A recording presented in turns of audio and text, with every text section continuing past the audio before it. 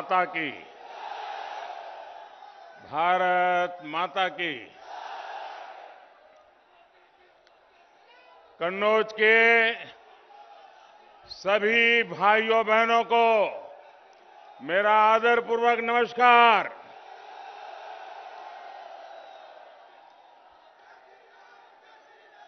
आप सभी इतनी बड़ी संख्या में भारतीय जनता पार्टी को आशीर्वाद देने आए हैं।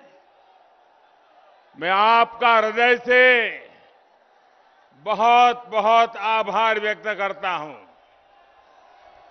इटावा, औरैया और फर्रुखाबाद से भी लोग हमारे साथ जुड़े हुए हैं। इन क्षेत्र के भी सभी लोगों का मैं अभिनंदन करता हूं।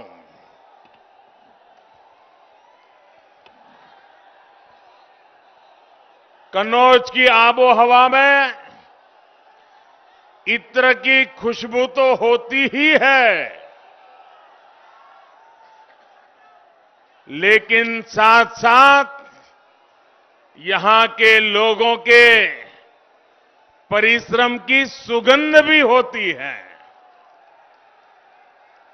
आप लोगों का विकास हो,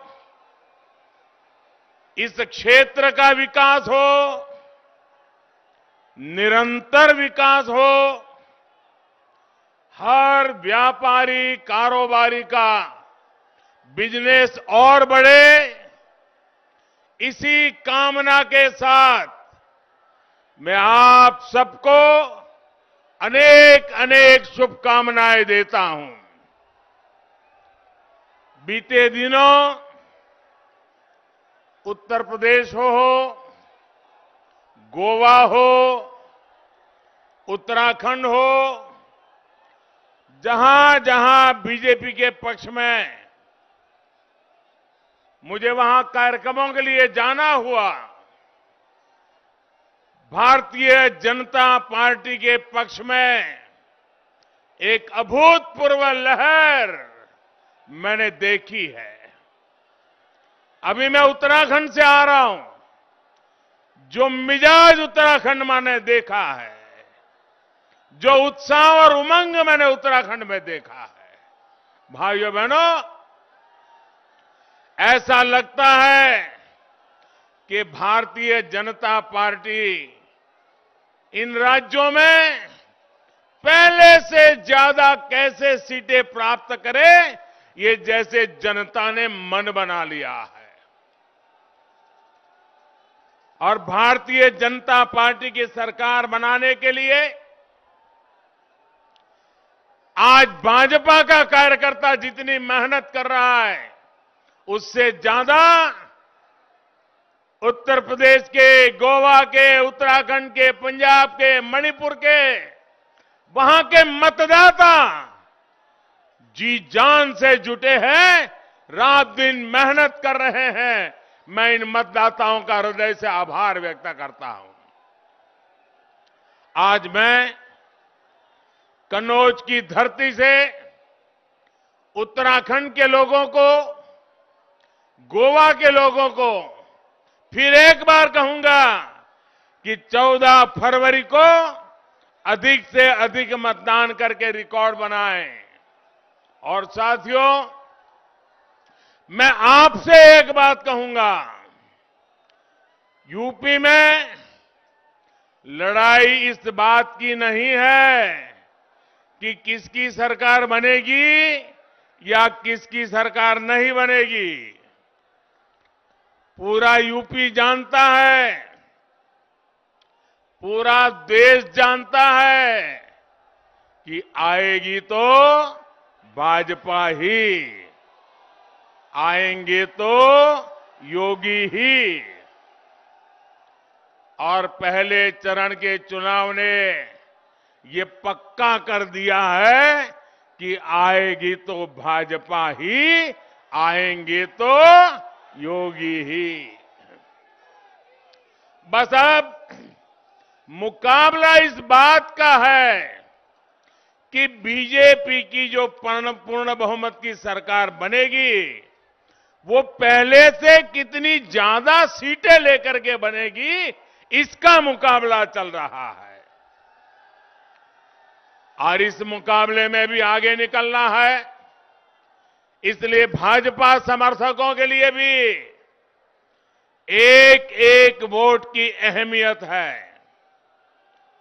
योगी जी आज फ्रंट फुट पर जो मोर्चा संभाले हैं, तो उसके पीछे भी आपके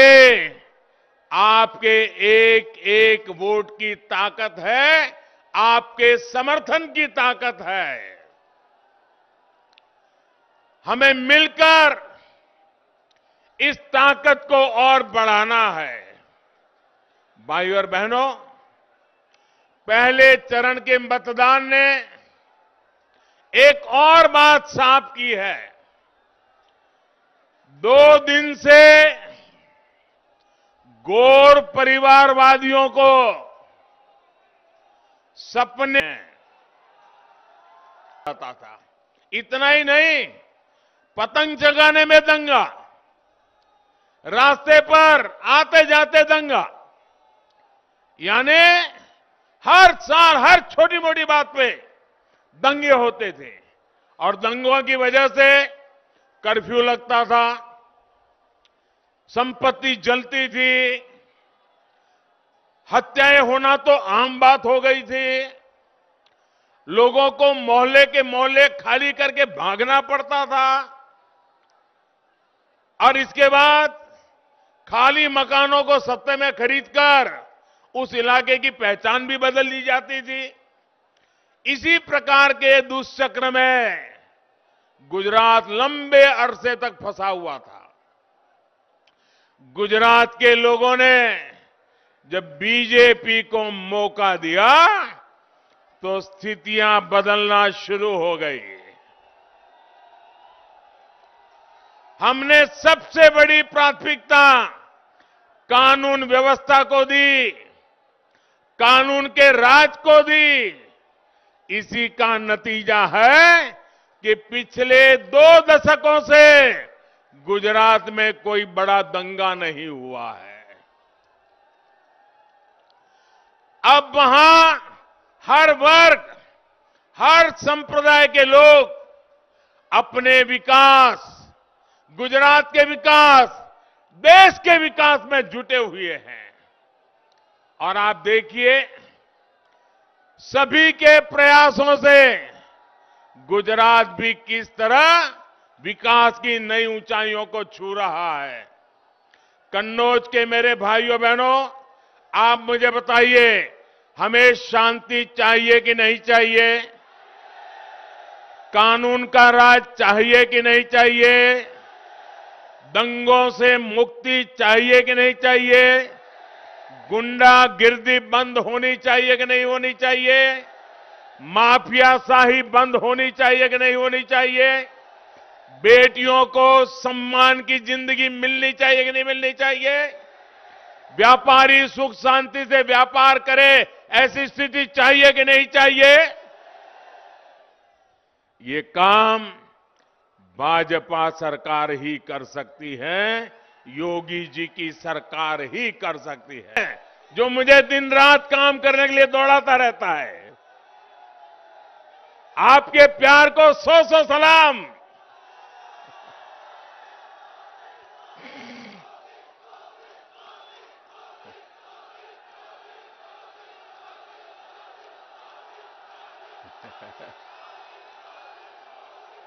भाइयों बहनों, उत्तर प्रदेश में भी हमें कानून व्यवस्था को सर्वोच्च प्राथमिकता देनी है।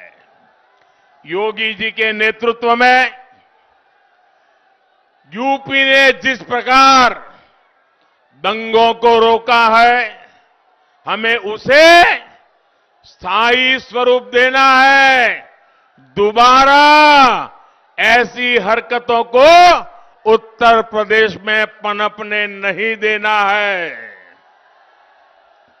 भाइयों और बहनों, सिर्फ विकास की बातें करने से विश्वास नहीं आता, लेकिन जब नीयत साफ होती है, मेहनत दिन रात होती है, जनता के सुख दुख की चिंता होती है, तभी सामान्य मानवी के मन में विश्वास पैदा होता है। लेकिन जिनकी राजनीतिक बुनियाद अपराध, गुंडागर्दी और भ्रष्टाचार पर टिकी हो, वो कभी सुधर नहीं सकते। साथियों, लोकतंत्र की व्याख्या करते हुए पूरे विश्व में एक बात कही जाती है, लंबे अरसे से कही जाती है और कहा जाता है, government of the people, by the people, for the people. यानी जनता का जनता के लिए और जनता द्वारा शासन। हमारे देश की गैर परिवारवादी पार्टियों ने लोकतंत्र की इस भावना को ही बदल दिया। ये लोगों का मंत्र क्या बन गया है? ये लोग क्या कहते हैं? उनका सूत्र क्या है? Of the people, by the people, for the people नहीं।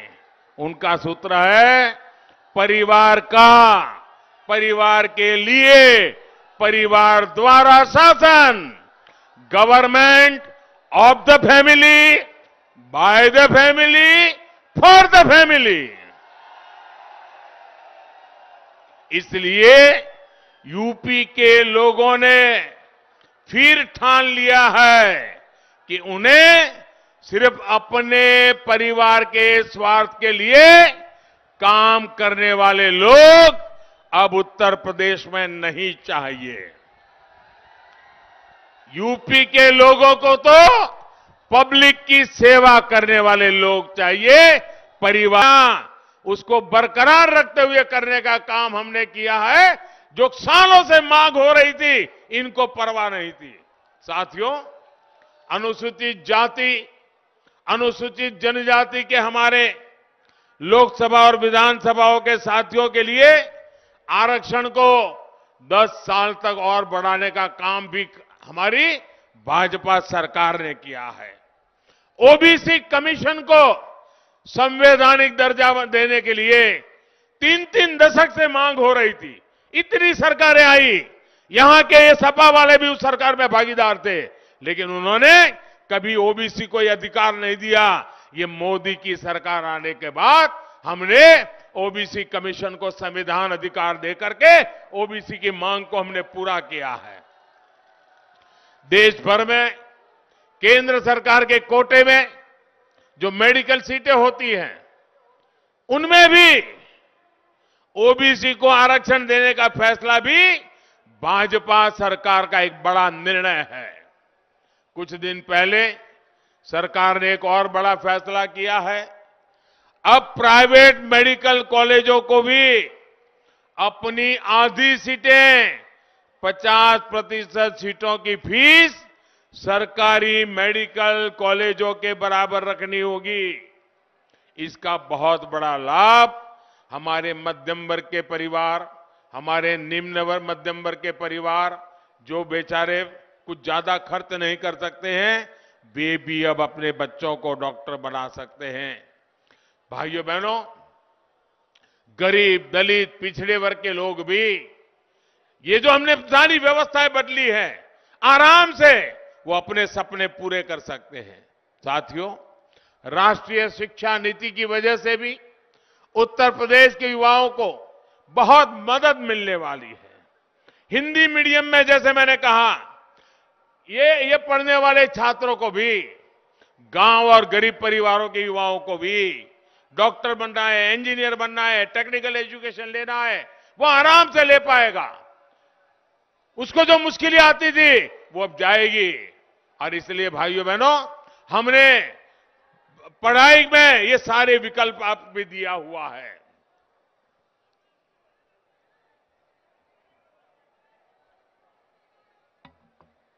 साथियों, जब आप मतदान केंद्रों पर जाकर हमें अपना स्नेह, अपना आशीर्वाद देते हैं, तब हमें नए संकल्पों की शक्ति मिलती है।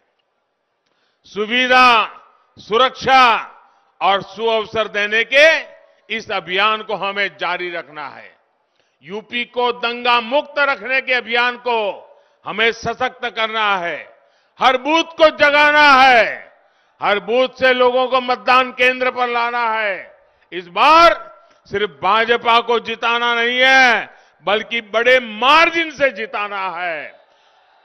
पुराने सारे रिकॉर्ड तोड़ के जिताना है। आप लोग ये काम करेंगे, घर घर जाएंगे, एक एक बूथ से अपने आसपास के लोगों को निकालेंगे, ज्यादा से ज्यादा मतदान करवाएंगे। भाइयों बहनों, ये चुनाव का समय है। मतदान के दिन पहले मतदान, फिर जलपान। इसी अपेक्षा के साथ आप सबको बहुत बहुत धन्यवाद।